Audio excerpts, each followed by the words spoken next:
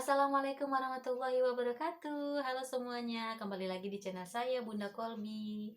Nah, pada kesempatan kali ini saya ingin bercerita sedikit kepada teman-teman tentang pengalaman saya. Ya, barangkali dalam cerita ini ada manfaat yang bisa diambil. Oke, kerennya sih memang ada sedikit tips gitu ya.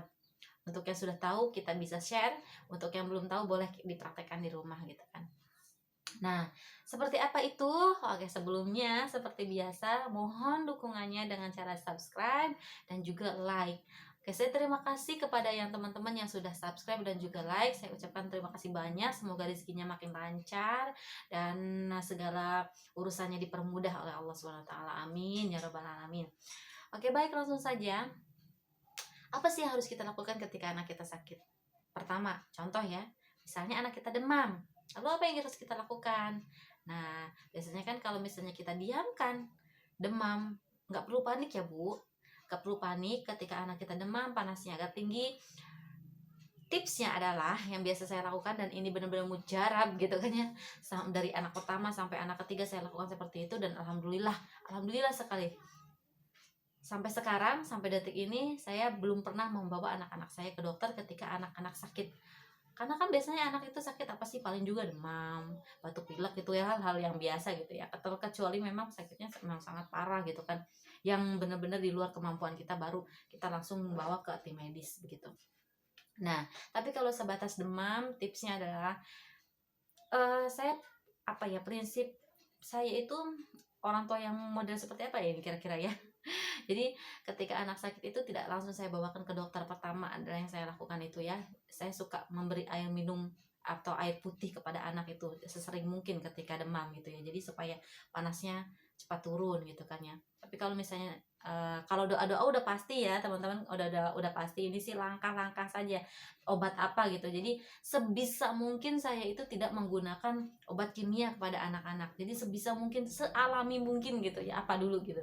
Oke, ketika anak sudah mulai agak-agak, kalau bahasa Sundanya sih hambar gitu ya. Jadi eh, agak-agak hangat gitu kan. Jadi tidak panas, belum panas gitu, baru gejala demam seperti itu. Saya berikan air putih terus menerus kepada anak, dalam artian sesering mungkin gitu kan, setiap berapa menit minumin lagi, setiap beberapa menit minumin lagi gitu, supaya dia itu bisa mohon maaf kencing gitu ya, dan itu bisa keluar kan virusnya dari situ.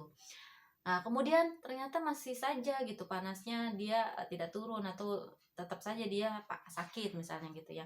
Langkah yang kedua adalah bawang merah. Siapa yang tidak tahu dengan bawang merah? Ini pasti kelihatan ketahuan gak pernah masak ya.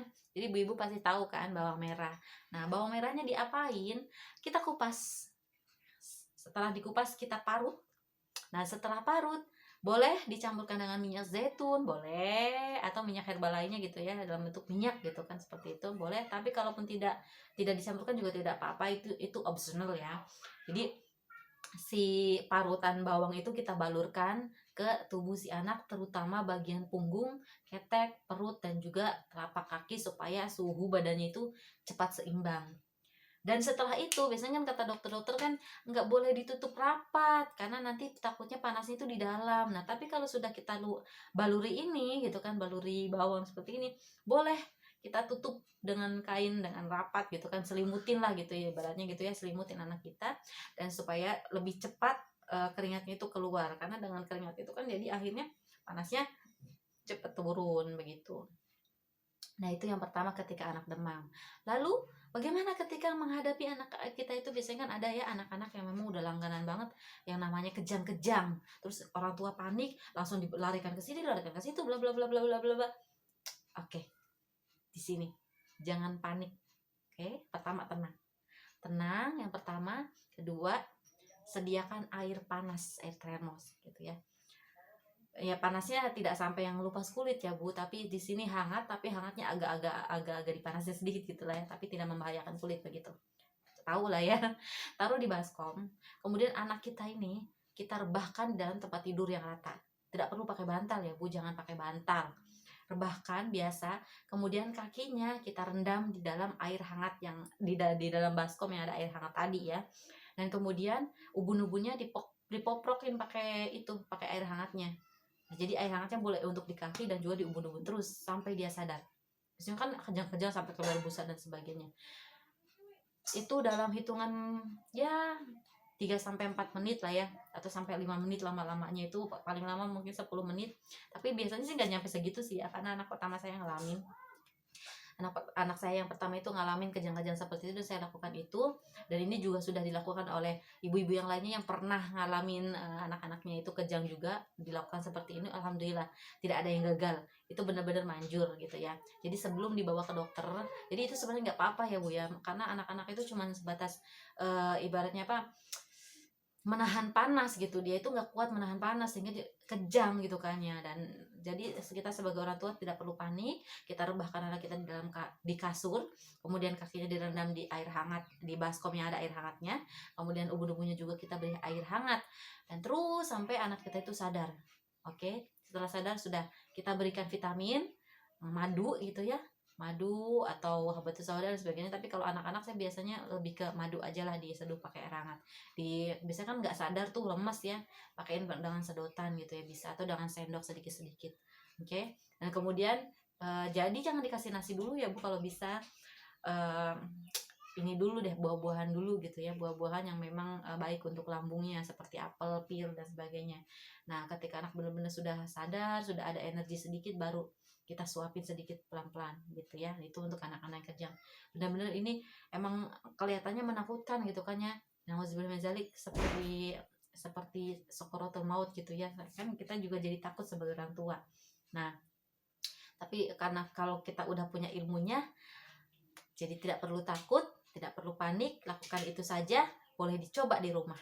Nah, kemudian bagaimana kalau seandainya anak kita jatuh, kemudian ada yang bengkak begitu ya, atau ada yang memar begitu. Biasa kan, hal yang biasa, anak-anak itu kan sedang aktif-aktifnya biasanya ya. Umuran 2 sampai 5 tahun atau biasanya anak-anak itu aktif kan, anak-anak sehat itu memang aktif gitu ya. Dia terjatuh dari sepeda, terjedot apalah. Biasanya yang dilakukan itu cuma diusap-usap aja ya, menenangkan. Nah, ini salah satunya untuk menghindari pembengkakan dan juga menghindari gumpalan darah ya. Kita berikan air es di bagian yang terluka. Misalnya nih, terjedotnya di bagian pipi. Misal ini ya, terjedot nih bagian pipi, kita langsung berikan es batu di sebelah sini, agak dipijat sedikit. Nah, seperti itu, insya Allah itu tidak akan memar. Cukup 1 kali lakukan saja gitu, jadi tidak terus-menerus diobati. Itu menghindari memar dan pembengkakan. Jadi peredaran darahnya langsung lancar lagi dan menjadi normal seperti biasa lagi gitu kan ya. Atau apalagi di bagian kepala gitu ya. Dan ini sudah saya lakukan bertahun terus, tahun ke tahun saya lakukan ini, dan alhamdulillah ini benar-benar manjur. Saya juga memberikan tips ini kepada ibu-ibu yang lainnya yang mengalami hal yang sama, dan alhamdulillah benar gitu kan ya. Jadi teman-teman yang menonton video ini boleh dicoba ketika terjadi hal seperti itu oleh anak-anak. Ringan ya Bu ya. Jadi sangat mudah gitu kan. Terus kemudian anak-anak itu gatel gitu, ada gatel atau apa, itu bisa dikompres dengan air es pakai handuk. Ya Bu ya, jangan takut masuk angin, enggak, itu biasanya bisa jadi panas dalam keluar dan sebagainya, entahlah wallahu alam ya. Namanya gatal itu biasanya banyak faktor, dan itu bisa diobati dengan dikompres dengan air es. Jadi air es juga nggak melulu dia bikin pilek, enggak ya, ternyata bisa untuk mengobati juga, tapi memang untuk baluran di luar gitu. Oke, itu saja, mudah-mudahan bermanfaat, ada yang bisa diambil oleh teman-teman. Dan terima kasih banyak untuk yang sudah menonton video ini, dan yang belum subscribe, saya tunggu subscribe-nya untuk mendukung video ini supaya saya itu bisa membuat channel-channel yang lebih baik lagi, yang lebih apa ya, yang lebih memberikan manfaat untuk orang banyak begitu ya.